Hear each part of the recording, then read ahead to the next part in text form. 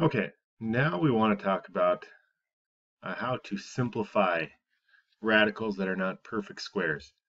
I mentioned that those square roots that are not perfect squares, those are irrational numbers. But to make it easier to work with, we can put them in simplest form.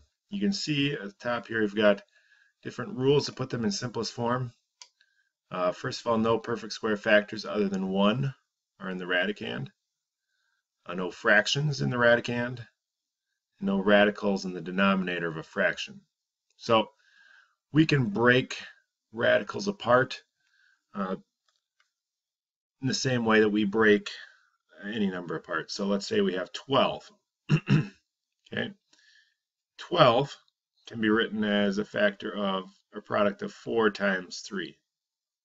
Okay, in the same way I can take the square root of 12 and I could break that down into square root of 4 times square root of 3. I'm just breaking it apart and listing it in a different way. So that's what this says here. That's what the algebra we can, and here's another example here. We're going to use that to help us simplify, because now I know the square root of 4 is 2, and so in simplest form this is going to be 2 times the square root of 3, because square root of 3 is not one of those perfect squares that we looked at before. So breaking apart the radicand into different factors will help us as we go forward here. So here's an example. So square root of 32. So if we look at the square root of 32, we can revisit those lovely factor trees that you probably learned back in grade school. So square root of 2 times square root of 16. I'm just breaking it apart into different factors, because 2 times 16 is 32. 2 is a prime number, so we can stop there with that part of the tree. 16. I know 16 can be 2 times 8, and 2 is prime. 8, oops, move that back. Okay, 8 can be 2 times 4, and 4 can be 2 times 2. So now we can list this out as square root of 2 times another square root of 2 times another square root of 2 and square root of 2 times square root of 2. Okay, so now once we take that, we can simplify this expression down. Okay, so I'm looking for perfect squares.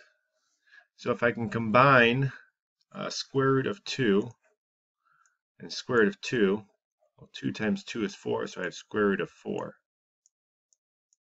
Okay, that's a perfect square. Square root of 2 times square root of 2 is another square root of 4, another perfect square. Then I have a square root of 2 left over.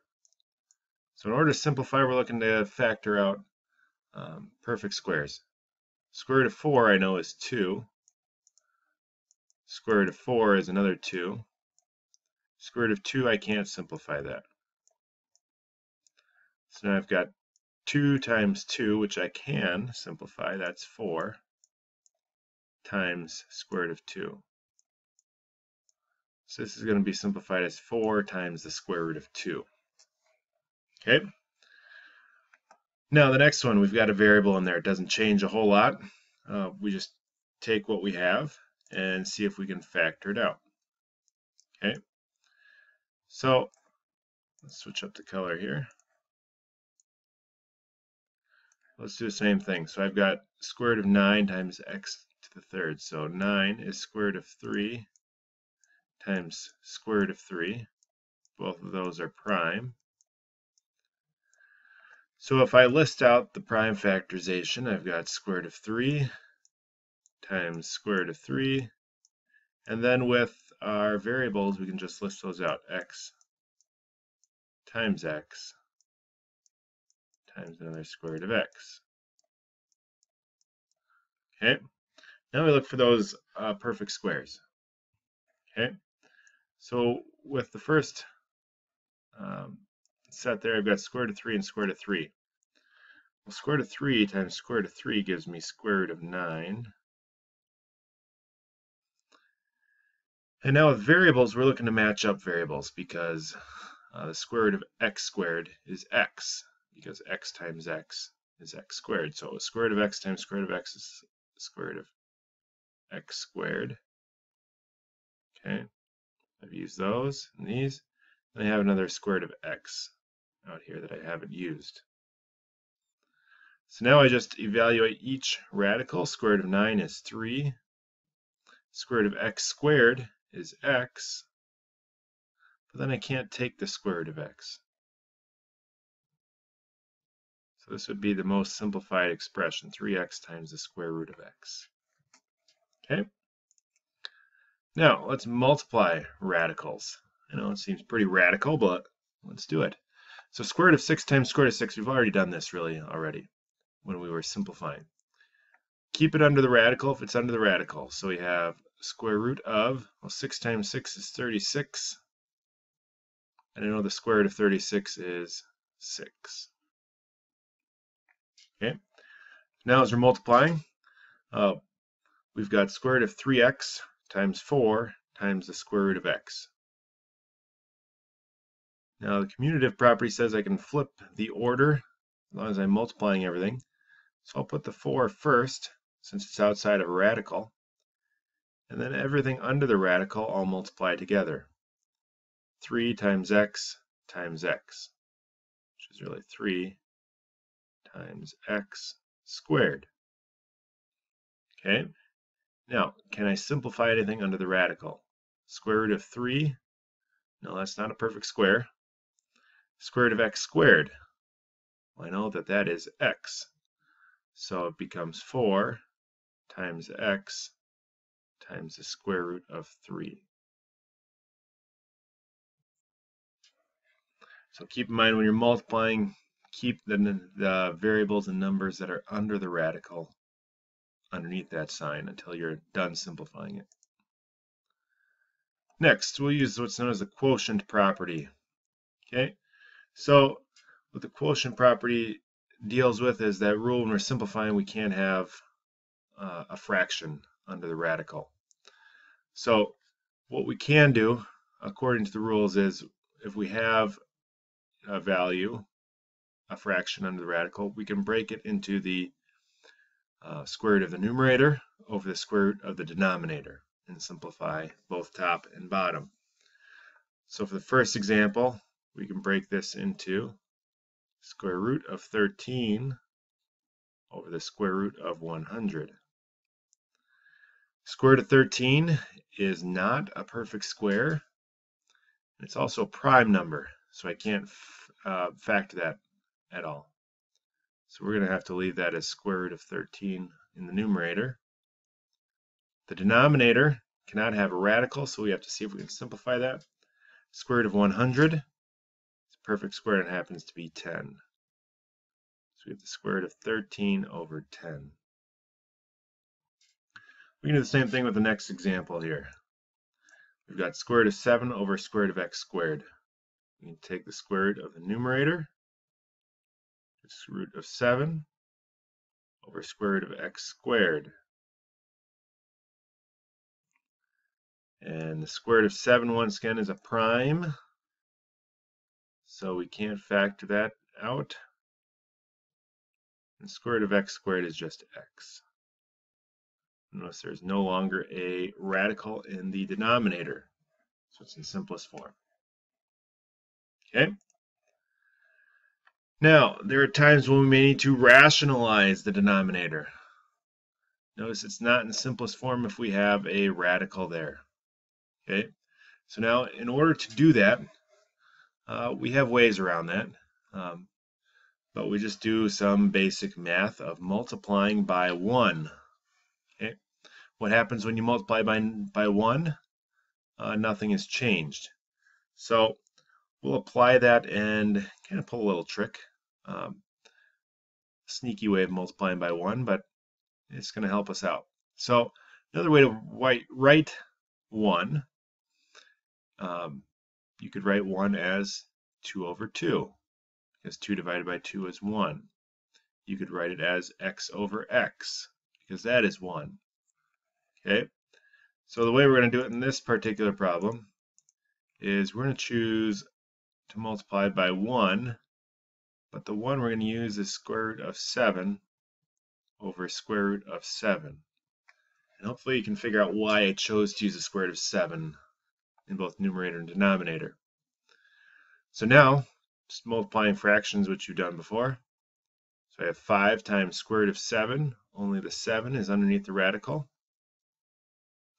And then square root of 7 times square root of 7 is square root of 49. And here's why we chose that number. Square root of 49 is 7.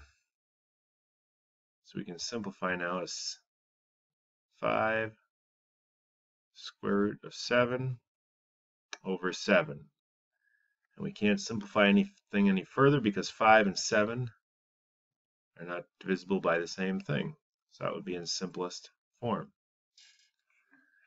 Next example, we got square root of 2 over square root of 3b. So if I want to get rid of the radical in the bottom, I've got to multiply by 1. In this case, 1 is going to take the form of square root of 3b over square root of 3b. So now as we work to simplify that, in the numerator I get square root of 2 times square root of 3, which is square root of 6b. I guess my 6's and b's look pretty much similar, but we'll try to work through that. And then on the bottom, the denominator, we've got 3 times 3 is 9. B times b is b squared. Now we can't have that radical in the denominator, so let's see if we can fix that.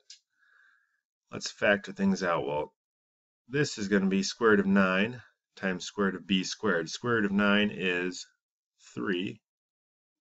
Square root of b squared is just b. So now in the denominator we've got 3b. 6 and b. Well, 6's factors are 2 and 3. Neither of those are perfect, so we can just leave that as square root of 6b. And notice we can't divide by 3 in top and bottom because this is under the radical, this is not. We can't divide top and bottom by b either because that's under the radical. So this would be in simplest form.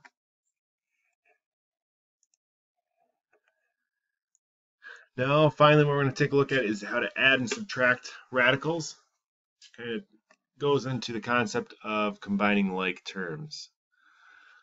So you'll notice in the first example we've got 4 square roots of 10 plus the square root of 13 minus 9 square roots of 10. Notice 4 square roots of 10 and negative 9 square roots of 10. If we combine those, since those are similar, they both have a root of 10. So 4 minus 9 is negative 5 square roots of 10.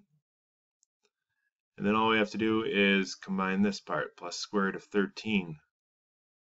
Since it's not the same under the radical, we can't combine those terms. So we have negative 5 times square root of 10 plus square root of 13. And since square root of 13, we can't break any factors out of there to make it similar to square root of 10, we have to leave it. Now b, we have to think a little bit and simplify. So here we have 5 square roots of 3 plus square root of 48. Notice they don't have similar terms under the radical. But square root of 48 we can simplify a little bit. Let's do some work over here to simplify that. Let's move this crazy guy over here. So square root of 48. Notice I could break that down into 2 and 24. 24 I could break into 2 and 12. 12 is factors of 3 and 4. Oops, that's a sloppy 4. And then square root of 4 is square root of 2 and square root of 2. all these are my prime factors once I've broken this all down. So I have square root of 2 times square root of 2, which when I combine those two gives me square root of 4,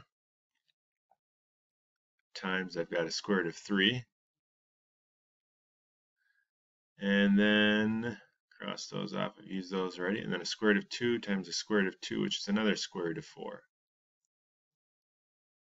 So let's see if I can simplify that further. Square root of 4 is 2. Square root of 3, I can't. Square root of 4 is also 2. So let's multiply the ones together that we can. 2 times 2 is 4 times square root of 3. Okay, so that looks a lot nicer than the square root of 48. So we've got now 5 square root of 3 plus 4 square roots of 3. So if I take 5 square roots of 3 plus 4 square roots of 3, that is 9 square roots of 3. So we've gone through ways to add and subtract radicals, how to simplify radicals, and how to multiply radicals.